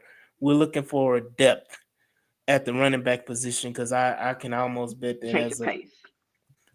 well, honestly, if the Texans were to take Amarion Hampton, I would be just as fine because he's not changing pace. He's basically the same thing as Joe Mixon. If I can have two Joe If Mixons, you hold on, if you if take I can have two Joe Ariana, Mixons, I don't give a damn what you say. Give me no, two Joe Mixons. Uh, if you're getting Amarion, then you're basically saying you got to he's your running back one because he's anticipated going in the first round. So if you're taking a running back, eh, eh, ain't nobody. I don't care who you take in the like. Just because you were taken there doesn't necessarily mean you're going to be guaranteed number one running back. And when you say that, it comes off to most people that's listening when you're basically saying if we draft a Marion Hampton at 25, if he's there, and basically saying, well, Joe Mixon now is running back too. And you're basically doing that because you drafted no, drafted. Sorry. Okay, never mind. Okay. when we drafted DeAndre Hopkins, was he wide receiver number one? When we drafted DeAndre Hopkins, was he wide receiver number one? When we drafted Will Fuller, was he wide receiver number one? That's the scenario that you're in with drafting Hampton and Mixon. That's literally the scenario. So I would say because again, you drafting Hampton to be your running back one of the future, yes. Running back one coming into next year, no. I don't think any of these running backs are gonna be running back one. I don't even think Genty is a running back one wherever he goes. You mean day one, or you mean? Yeah, I mean There's day no one. way. Week Okay. one. I'm sorry. You draft Genty. He's week one starter. Yeah, I I'm did. sorry. You He don't got take a running back in the first round and say, "Oh, well, that's for the future," but he's not going to be. Yeah, okay. When you know you have true needs in other positions on offense, but hey, that's Yeah. just me. So there are guys as well at the tight end position. Arroyo that we've met with, Elijah Arroyo from Miami. Mhm. Um, you have guys like Mason Taylor that Swan loves. I hate the white guys that just any Bishop loves white tight ends. No, no, Shout out no. See, Bishop. I know I like Mason because actually, all the tight ends that I like because they're good. I don't, Oh, No, so you couldn't even let me get the joke off, Swan. hold on. I'm What is Tony sorry. like? Damn. So when I was trying to get a joke off, couldn't even let me get the joke off. Again, even Terrence Ferguson. Yeah. Mhm. Terrence Ferguson sounds like a straight up black man. You gonna pull that picture up? That is a Wahite. That is a white man. Again, Mason Taylor. I just feel like the fans, as much as they hate Dalton Schultz, they are the players that they're saying I want to replace Dalton Schultz with. For me, are very similar or in the same realm of Dalton Schultz. Nope. And people can disagree, we can agree to disagree, but ain't no way in hell that you saying Mason Taylor, Gunnar Ham, Terrence Ferguson. Terrence Ferguson may be a little bit more athletic, but outside of that, a lot of bit, but outside of that, to me, they white tight ends and they Dalton You don't Schultz. think Elijah is more athletic than? He's not white. Here's my he's, thing. not, This is he's more not with the white. white. The thing is, the one thing we Remember, complain I'm about, racist, Mike. I'm racist, even though black people can't be racist, but I'm racist. but I'll say it this way: the biggest knock that folks have with Dalton Schultz is the laziness that he had this past season. That was the biggest thing. That's an effort thing. So I Mhm. don't care how talented you may be. If you're not giving me that, then I might as well go with a rookie with upside that's gonna give me the effort. So to me, off the top, pretty much all the all the tight ends that are in the top five, the guys that are ranked in that top five range as far in that position group, I would take over Dalton Schultz. So this So is the that's that. So thing. that's What if my what if biggest. what if Dalton Schultz come back this year and he gives effort blocking?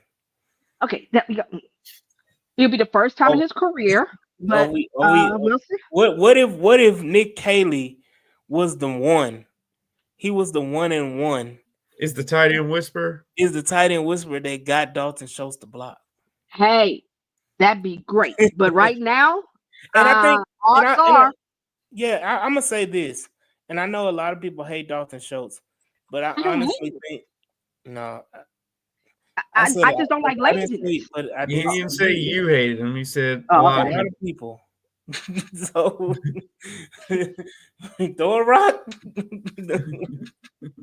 um, but it's just the whole point, and I said a lot of people hate Dalton Schultz so much, but also the fact I think that if Nick Caley was not a tight ends coach, I don't think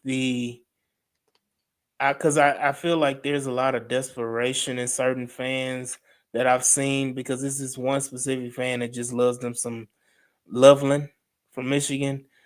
I That think it's I just think Yes, it's Mr. I think I'm it's one of them. I think it's Mr. Optimistic. It's been uh, posting a lot about Coastal Loveland, and again, if Nick Caley wasn't a tight end coach, let's say Nick Caley was an offensive line coach, been and better, but exactly, if he was offensive line coach and was the OC, are we talking about the Texans just definitely drafting tight ends? I think we would take one eventually. But do I But think it'd not be a not top high priority? like No. Right. people are saying. People are saying first, second round, third round, take a Yep, tight end. I think yep. the point I'm trying to make is that if Nick Caley was a different position coach, Mm-hmm. I think people would say yes, you still need to draft a tight end, but a lot of people would say, well, you can draft one in the sixth, you can draft one in the fifth, you can draft one in the seventh, one of those 2 7-round picks, and I'll be happy with that. And people be looking at guys that late in the draft rather than looking so early. And again, if Colston Loveland is a guaranteed first round pick, he's not making it past the Chargers. Right. Because He's not making Michigan, it I past the said, oh yeah, Chargers. So I I wouldn't take even. So Eh, who's the head coach in LA? he might oh, take he's another gonna take offensive it. lineman. That's what I'm saying. No, he's gonna take. I mean, I'll take a what? Michigan guy, man. Yeah, But again, that's just speculation. Nobody knows nothing. Yeah, that's what they said about Blake Corum last year, and he passed. So Shoot, yeah. Blake, He knew. he Yeah, but knew Blake Corum was doo doo. yeah, Um, but again, we have to do some more talking about these players, and I'm pretty sure we'll do it on our next episode when we talk about the draft. In general, we'll do a mock draft the week before the draft as well. But we do have to really, really harp on the defensive side of the football because I don't think there is a world in this draft, regardless of how many picks. If we draft 9 players, we drafting 3 defensive players or 4. And you can make that face, Mike, all you want. It's if gonna you're piss sitting at people off. 3.5, I'm taking the under. If you're sitting at 2.5, I'm going. I guess I can see You might 3. take I that. just don't see 3. Here's the thing: is, I see 2. It depends on how many picks that he trades back for, because he can turn it and make it into that. That's a whole If nother we thing want, we gotta if talk we about. wind up with anywhere about 7 or 8 picks, then I see 3 defensive guys. If we're at that 6 range where between him trading up and trading back and all that, then I see only 2, because I think you could easily see 2 to 3 on O line, minimum 2. I expect 3 possibly. And then you got your wide receiver. I think he's going to get another running back, and I think he's going to get another tight end. Mm-hmm. Because, like So I said, right now you only got one guy coming back next year. That's truly no reason to think Stover is not coming back next year, and everybody else is up in the air. Yeah. Um. With that being said, because we got to talk about the trading back, because it's easy to say trade back, trade back, trade back, and when we doing these mock drafts, it looks real convenient. What is here's the thing is, I think the domino is what will the Browns do if the Browns take what? Shout out Killer Cow. All right. um, Hey, yeah, Killer Cow, how you doing? What's up, Killer Cow? yeah, I don't get no love. Shout out Killer Cow. Just had a birthday. He just turned I, 75 years old. Um, happy birthday, but not on the 75, but happy birthday. Happy birthday. I think Browns will dictate a little bit of that. Do they go do a Carter or Travis Hunter, or do they go ahead and take Shadur? If they take a quarterback, then that kind of the trading back may not be as fruitful as we would hope. But if they don't take them, and then when you get to the Raiders, I think they're at number 6, if I'm not mistaken. Let's say they don't take a quarterback, they could turn around and do like what Atlanta did last year. Just because you sign one, extended one, don't mean that you don't still take one. Say they pass him up. I think the next team is going to be like the Steelers. Okay, let's say the Steelers don't take a quarterback. Now I think at that point you may be looking at trading back because somebody um, may want to trade back up in the first it round all and get it that all depends on. fifth, I fifth think year option. I think it all depends on what quarterback. And I think if Shadur is there, there's a possibility, but I don't think any team Jackson Dart as well. I think a again, team would do it I think a team if Jackson Dart is there in the 20s.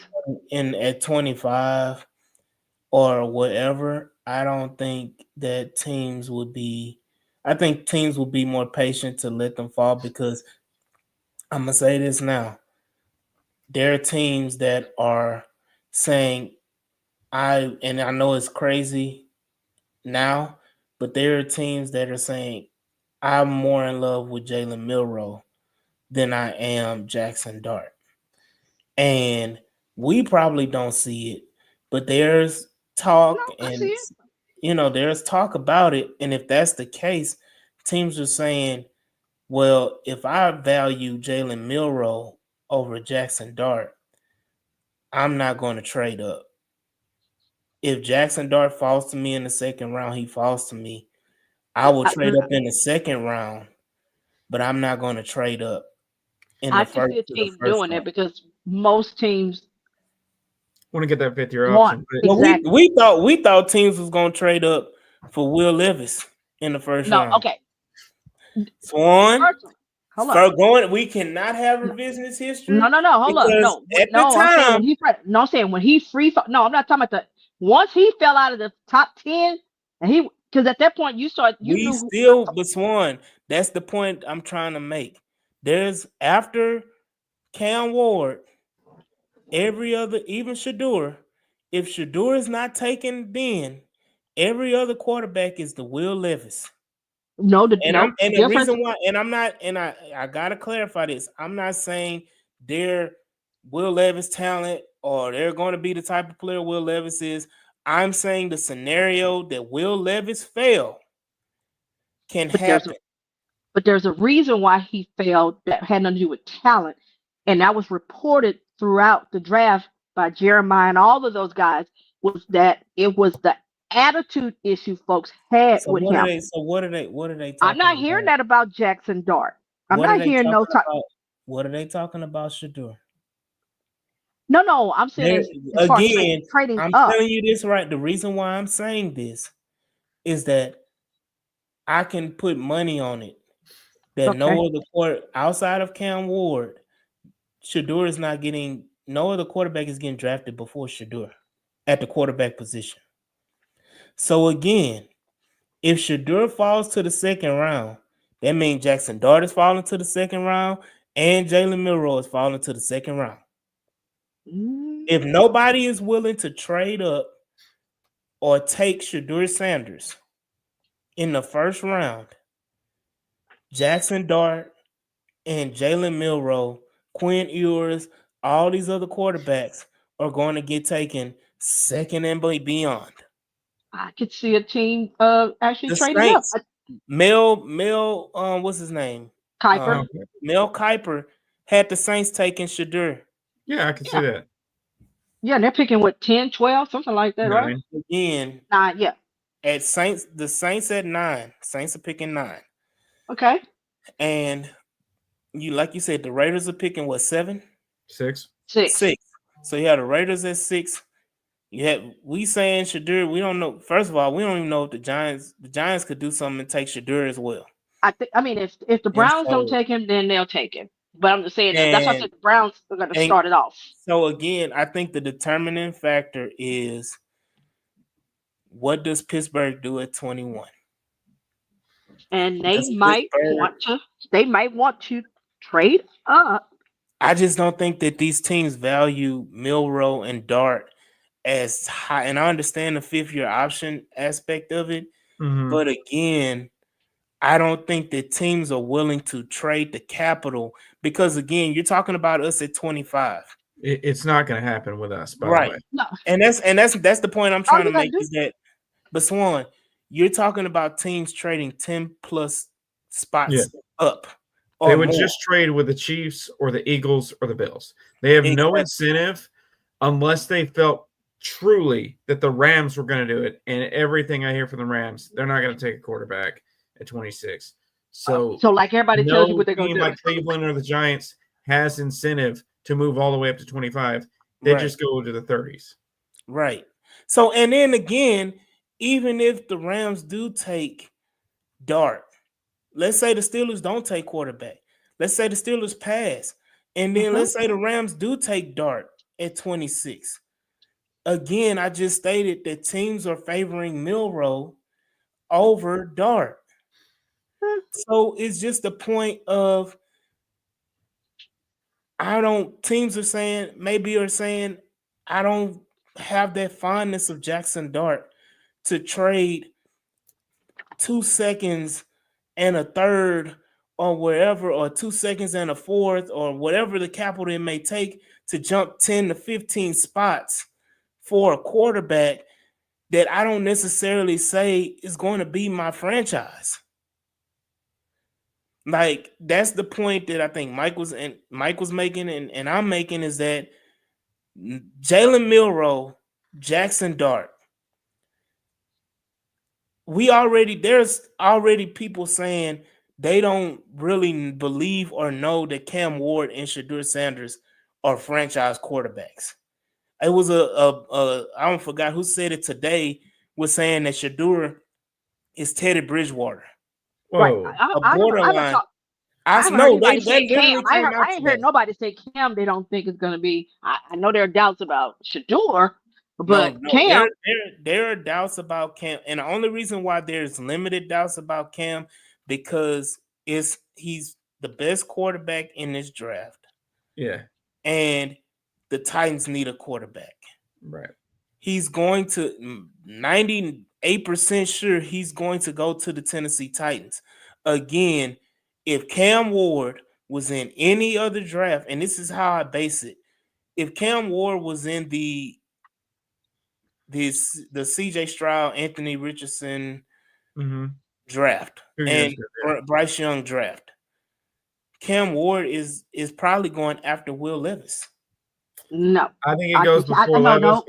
No, he goes. I think he may go before AR. I think he goes before AR. I think he's QB3. I do, but that's just me.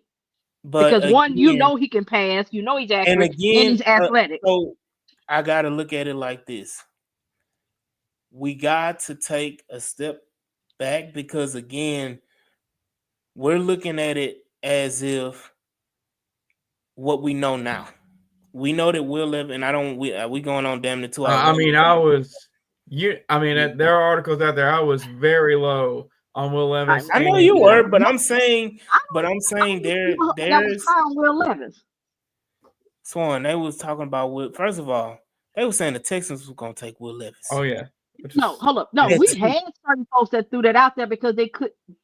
And just made us they were saying, well, if we don't take Will Levis at 2, we gonna take him at what was it, 11 or 13, whatever no, that pick no. was. They yeah. said we no. They said 12. we was taking right. They said we was gonna take Will Yeah, Anderson, and we was gonna. and Well, take one was Will Will Levis. Anderson and Will Levis, and then there was one Yeah, we was gonna take Will Levis, and we was gonna right, take Tyree Wilson. What I'm right. saying is, So but it's those the are folks that were guessing because they made assumptions because D'Amico was a defensive minded, quote unquote, head coach. Obviously, because he couldn't get what's his but name, I mean, Bryce. But right, that but was assumptions. that's the whole point. But the whole point, because we getting into the weeds and we going down a whole A lot of scenario that I context. really didn't want us to go down. But it's just the whole point that I don't think that Cam Ward would be high in other drafts. Yeah. And that's the point I was trying to make, is that I think that a lot of these other quarterbacks, hell, look at last year's quarterback draft. How many quarterbacks are drafted in the first round? Was it 5 or 6? It was like 5 or 6. Cam Ward is a second round pick. Yeah, Cam- at best, he's late first round. Yeah, I could say. He's a second. I can see late He's a first. second round. He's not the number 1 overall pick. Well, no, but I still think But he's going in the first that's the round. point. But that's the whole point I'm trying to make, is that if you're saying, even if you're saying he's a bottom of the first round pick, early second round pick guy last year, you're saying that there were 4 or 5 quarterbacks better than him last year. So to say he's and looking at some of these guys, nobody knows if JJ McCarthy is a franchise quarterback. He was drafted. Nobody knows if Michael Penix is the franchise guy in Atlanta. Nobody knows these type of things. And again, it goes to the point. No, in this draft, which people are saying are rating this considerably worse than it was last year and years before, nobody's sitting up here saying Cam Ward is Thank the you, guy. Brandon. I am glad of that too. Yeah. Casario smarter than all of us that he traded for Stephon Diggs and traded the That's not what contract. that says. That's brilliant. And Cam Ward will be in a better situation. This is silly season. Sanders, I understand that. Cal, I'm not saying Shador isn't a good guy, isn't a good quarterback. I think Shador is going to do very well in the NFL, because if he goes to a team that has bad O-line problems, guess what? He's been playing behind a bad O-line his whole life. So like, this is nothing new. And These guys, I mean, gonna be Cam, moving. Hold up, they gonna be moving a lot faster than they in the NFL than they did in college. And this I competition level is understand that, different. Swan, but pressure is pressure. No, it Plant, matters plant, because he's not plant. athletic like that. So Unlike you're Cam. missing my point when it comes to, and I understand he's not athletic and he doesn't move around the pocket. He's not Caleb Williams. I understand that. It's the point about it is that, can he make, the question is not can he escape the pressure? The question is, can he make the throw with pressure in his face? And that's the point I'm making. As a quarterback, to me, that's more important than a quarter saying, if I have a quarterback that can make the throw with pressure in his face, rather than, oh, he has to escape, he has to have a clean pocket to make the throw. Give me the quarterback that can make it with pressure in your face, because 9 times out of 10, you're going to have a lot of plays with pressure in your face. That's the point about that Cal was saying. That's the point I'm talking about with Shador. I understand there's a different level when it comes to pressure and quickness and all of that stuff. The point is, Shador has proven that he can make the throw regardless if the pressure is in his face. Shador's knock is that he holds on to the ball too long. That's his problem. But can he make the throws? Yes. That shouldn't be a knock on him. Can he do it with pressure in his face? Yes. That should not be a knock on Shador Sanders. That is like, and it can get there quick, it can get there late. I don't know if you was watching Colorado offensive line that first year. I don't give a damn how fast they are in the NFL. Them motherfuckers was coming just as fast that first year in Colorado, and he still had a high completion percentage and was still making the throws. So it's the point of, I think he's more prepared than Cam Ward, Then why is he number one then? because Cam Ward is beloved by what he can do as far as flick of the wrist. That's the difference. Is people Cam Ward is not more athletic than Shedeur Sanders. Oh, If he absolutely is. if Cam Ward is more athletic than Shedeur Sanders, it's a super No, tiny it's margin. not. It ain't. I No, have it's not seen close. both of them I've watched play. both of them. No, they're not. Cam Ward is the way people are talking about it. People are talking about it like Cam Ward is goddamn Lamar Jackson. Oh, he is. Hell the fuck No, no, he ain't. no, You know no, that no, shit. no. I more so he's more close to the folks want to make him more close to JD5 than they are per se Lamar. Hell Yeah, he's no. not that either. He's But not No, even no, closer to that. no. What I'm saying is that's the combo But that is. he's Now not he's even more in that closer. combo, Swan, is what I'm saying. Cam Ward is stiff. No, he's not. Cam Ward is elusive. Cam Ward is not athletic. Once again, neither one of them ran a 40. So I really wanted them to run the 40 because I didn't want to see what Cam Ward 40 was and what Shedeur Sanders See, 40 was. And if Shedeur Sanders 40 was faster than Cam Ward, I guarantee you that would have knocked Cam Ward out of the number one spot. But no. again, I don't believe, and that's just me personally, I don't believe that Cam Ward is athletic. I think, and the reason why I'm saying this, I think that Shedeur Sanders is more athletic than what people give him credit for. He hadn't shown that. And I So watched him.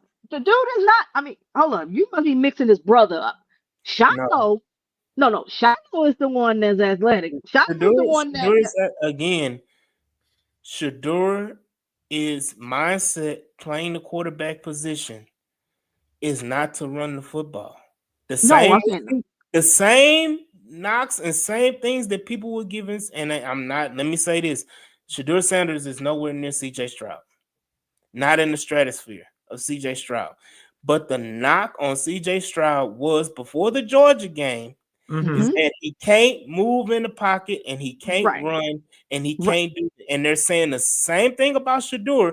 When Shedur's problem, and I just said it, is that he holds on to the ball too But he long still hasn't because. proven his thing is.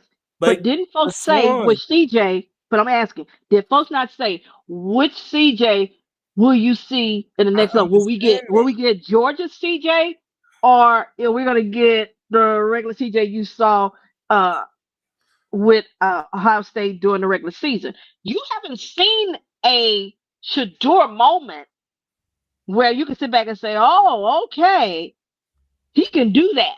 Now, which one you're going to get? That's the reason why Cam Ward is number one, because you know Cam Ward can do both. Cam Ward Because not Cam Ward. at Miami. Cam Ward to me is going to be a good quarterback. Cam Ward is not a franchise altering quarterback. I And don't know. well, and definitely not in Tennessee. Well, yeah, again, he's going to Tennessee. Cam Ward is not a franchise altering quarterback for that point but alone. that's what I'm saying. And it can have nothing to do with Cam Ward the player. That's what I'm saying. It Talent-wise, can be just the talent wise, organization.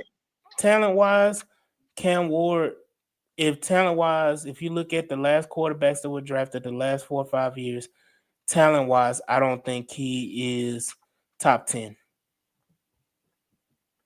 I don't think he's top 10 of quarterbacks drafted talent wise the last 4 or 5 years. Go back and look at it and come back to I'm me. good. No, I'm But good.